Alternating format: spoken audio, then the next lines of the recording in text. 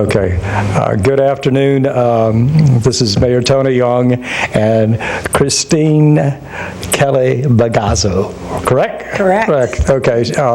We are here, and I'm doing a update from my webpage and at the city webpage for the COVID-19 update. And as most of us are aware, today we began to open up a little bit more our economy. I drove by IHOP this morning, and it was such an oddity that I could actually walk into the restaurant and be served.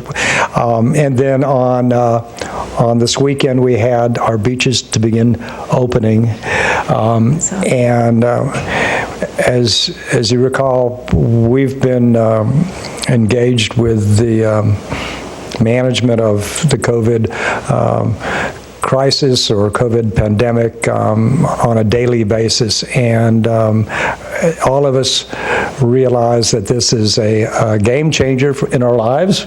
It's kind of like another form of 9/11 in a way. And I was on the radio talking with Mr. Seuss, and he had Christine on the radio, and I was just captivated by her account because Christine had an encounter with the virus up close and personal, and so I'll let her share with you a little bit about that, but kind of introduce yourself a little bit, please. Thank you, Tony. I'm Christine Kelly-Begazo, and I'm our County Extension Agent and Director for the Office of Extension, and my background is all agriculture. I was on my way to a conference in mid-March to New Orleans, which right away I should have given you a clue not to go. But as yet, they hadn't put out any travel warnings not to go. So my husband and I went. And by Friday, the conference canceled the rest of its program because their governor had come out and said, you have to maintain 6 feet of distancing, and the conference couldn't accommodate that. So we changed our ticket, and so I'd only been there 4 days, and by the time I got home on a Saturday, I was already beginning to feel a little strange, which would mean the incubation period was very quick for me. And I went into my office on Sunday just to do a few things, just to get caught back up. And by Sunday night, I had a fever of 103. Wow. So I had a fever of 103, so I had the chills. And by Monday morning, I had 4 or 5 more symptoms.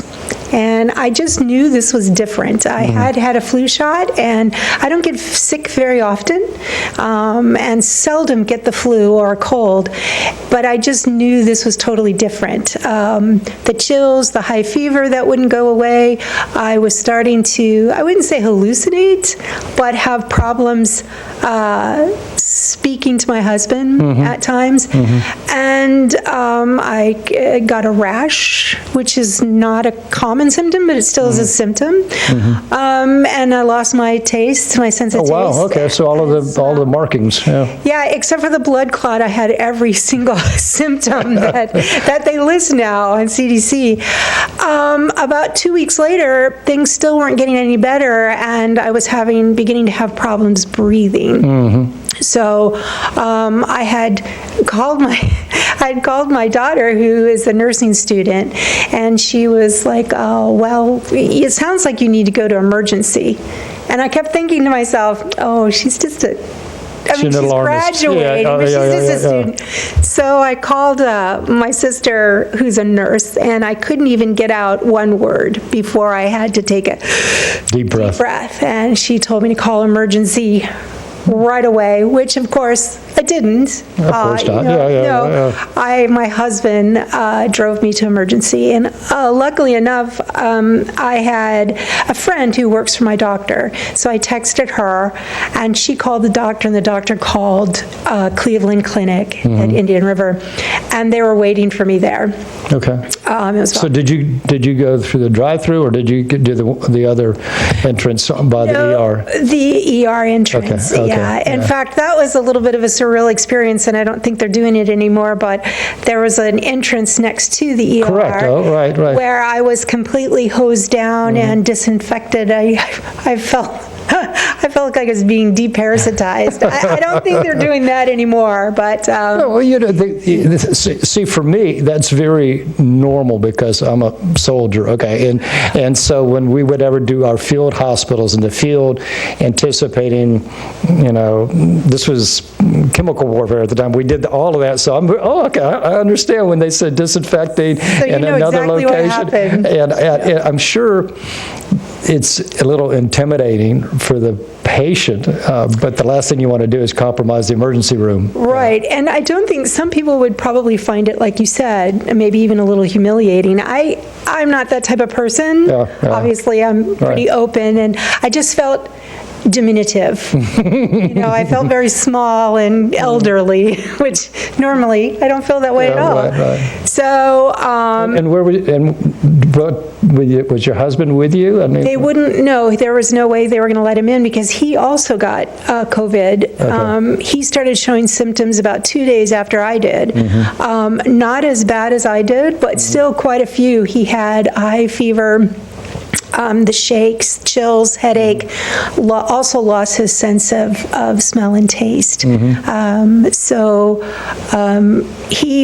just dropped me off. And later on, I found out, the poor guy, I felt really bad because he thought on the way home that this may be the last time I that's my wife. Right, yeah. And I joked with him later on, and I said, well, did you cry a little? And he said, yeah. And I said, oh, it's only because you don't know where the insurance papers are at. That's why. Well, your levity is very good. You have to have a sense of pick your humor point. about all this stuff. So you went in, and they admitted you. They admitted me, and of course, emergency, they have to isolate you. Once I was deparasitized, deloused, they isolated me, and it took about 2 or 3 hours. Of course, emergency, for some reason, is never a quick process. And then they took me up to the COVID ICU unit, because at the time I still wasn't breathing well. And so the next day, there was a slew of doctors. They retested me. I'd already been tested once. That's one thing I forgot to mention. Early on, it was very hard to get a test. And when I called my doctor, he said, call the health department. And when I called the health department, I didn't have enough of the symptoms. At that time, I didn't have the breathing problem. So they said they didn't need to test me. But my doctor, luckily enough, said, nope, we're going to test you. So I went up, he tested, of course, tested positive. When I got into the hospital, they still tested me again. And oddly enough, I tested negative. So my 15 or 16 days of being infectious had passed, but I was dealing with the symptoms. And pneumonia was one of them. I had gotten pneumonia during this time, and also the breathing issue was. So the next day, they came in and talked to me about going on a ventilator. Boy, that's really a rude awakening. Yeah, that was a very rude awakening. And but at that time, they still didn't know that maybe being on a ventilator was not the most positive thing unless it was the last choice. So much has changed over such a short period of time in terms of the recommendations. So they administered 2 different antibiotics, and then the hydrochloroquine. I almost couldn't That's get pretty that good. out. There you go. Hydrochloroquine, of which, now we know is probably not useful. It's situational. I'll put it that way. Situational. Yeah. And so at my stage of the game, what I really needed was the antibiotics and the breathing, the oxygen. So that's what I had for 4 days, and by the 4th day, they felt my oxygen levels were back up. One other thing that they're really concerned about is people's potassium level drops during this period of time, and mine did, so they were worried about a stroke. And so they gave me those big horse pills. Okay. So, but they're just excellent there at Indian River, and I have great things to say about the nurses and the doctors. It was early on, so you could still see that they were working through some of the processes. And Well, you know, in many crises, I'll put it that way, the physicians are trying to understand all of the various elements that interact to bring out what the issues are. And usually, it's not a single element, it's a multitude of different things. Right. And when you were there, you're in a room all by yourself. And so did you sleep a lot? I mean, I would have been bored out of my mind. How did that go? the first day I still had high fever. Right. So it wasn't until the antibiotics started working. So yes, I slept quite a bit. Yeah. I was lucky enough to have a window. It was on the 5th floor. Apparently they had 2 wards, and one on the 5th floor was for the confirmed COVID patients. And yes, you were in complete isolation. But luckily, my window overlooked west, so I was able to watch the planes and US 1 and stuff. So, and when they came in to test your temperature and all that stuff, what was it? They were completely gowned up, all PPE. So they've got the face mask, and they've got the shield, the mask and the shield on top of that, and then all of the, the dressing that you have to wear. Right. And what was a little odd was, obviously, I didn't really physically need this, but I figured out that don't order anything hot, because it's not going to get to your room hot. It comes up to the floor hot, but then they wait until someone needs to dress in all the PPE equipment, so they're not wasting it, to come do a procedure. Then they bring your food in. Oh my gosh. So it took me a little while to figure that out, but and I probably saw someone 2 or 3 times a day, but that was it. And the rest of the time was in isolation and just looking out the window. And but you've got the phone, right? Can you use the phone? Yeah. And did you speak with your husband on a daily basis? And I texted him, and luckily I thought that I would be hospitalized, so I did bring my cell phone cord. But that's one thing that a lot of people forget. They bring their phone, but not their charger. Yeah. So I was able to talk to my husband and my children and other family members. And by the 3rd day, I was starting to look at work emails, but I wasn't responding. Yeah. But for me, I think it was the antibiotics. The antibiotics kicked in, and I was doing much better. Well, so as far as, kind of looking back at the ordeal, did you think of anybody, did they do you a question, did they interrogate you to say how many people you were in contact with as far as doing the tracing? Or it was just your husband? They weren't really thinking about tracing just yet. Okay. And since I had been on a plane twice, and in an airport twice, and then in, of course, New Orleans, there wasn't really much traceability. But lucky for us, when we got back, the only place I went was my office on Sunday afternoon, and no one was there. Yeah. And then I let the county know that what had happened, and they had my office sanitized. Right. So lucky for us, we didn't interact with anyone once we got home. And your husband is okay, and he didn't have to be admitted or anything like that? No, he didn't have any of those issues. He did have a pretty high fever, and it did last a good 10 days for him. Okay. But I think he's in a little bit better shape than I am. He plays tennis 3 days a week. Okay. And so I think that may have helped him, but we must have really picked up a good viral load to really be so susceptible, because like I said, we normally never get sick. Right. Well, I thought it was important to bring you in and ask you to share with us. Is there any kind of a moral to your exposure? Well, I think that people just need to remember that it's out there, Right. and based upon some of the studies, up to 20% of a normal population is infected asymptomatically as well. So even though we're relaxing certain things to get people back on their life again, it's very important, I think, that if you're interacting with people, you need to wear a face mask. Right. If you're going to the grocery store, if you decide to go to a movie or a restaurant or things like that, especially when you're face-to-face with people, because it is so contagious. Right. And I think that part of the reason why we haven't seen quite as an increase as they thought we would have here in our own county is because, a lot of people are above retirement age, and so they stayed at home.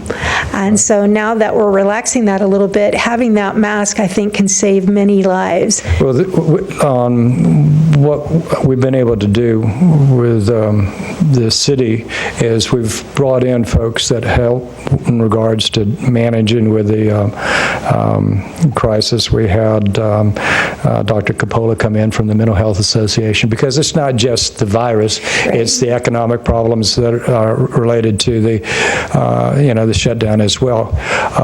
But what Christine mentioned is a concern I think we all have, is the last thing in the world that we would ever want to do is inadvertently cause somebody to have the virus that is vulnerable. As you look at the population of Indian River County, over 40% of our demographics are 65 and older. So we have a significant population that's vulnerable. And then being a veteran, over 60% of the veterans of Indian River County are 65 and up. They're another vulnerable population. So you think about that and realize that we've been fortunate because we are a pretty geographically dispersed county relative to like Miami-Dade or whatever. So that's worked in our favor. And we will just gradually begin to look at how we can move down the road. It'll be a different scenario as we get into the fall, when there potentially will be the second flu season that comes through and all. So everybody will be holding their breath and maintaining our distances. And as far as large groups and gatherings, that'll be a whole another concern as we kind of deal with one thing at a time. But I just want to say from the city, we will be looking at how we do business as well, and move forward from there. But each city council will continue to have on the agenda a COVID item, so we'll stay abreast of that. The latest figures yesterday was 97 cases, and the interesting point there were there were 5 individuals, I believe. 2 were in the 30s, then 2 in 40s. So, the cases impact a larger age group. But naturally the concern is the 5% that are in the hospital that really have a struggle to deal with it. But I want to say thank you for coming in here. Oh, you're welcome. My pleasure. And even though I hopefully I have my immunity, I still wear a mask. No, trust me. Anytime you're in close quarters with other people, I mean, in Publix, I think the masking rate is probably 95%.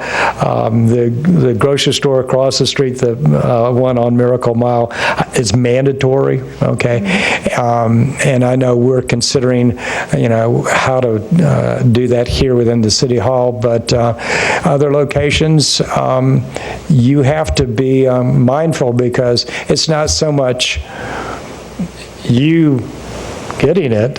It's you transmitting it unknowingly. And President of Cleveland Clinic was saying if 60% of the people would wear the mask, and the masks are about 60% effective in blocking the transmission of the virus, it'll have a huge effect. So thank you again, Christine. Appreciate it. You're welcome. My pleasure. Okay. Thank you all.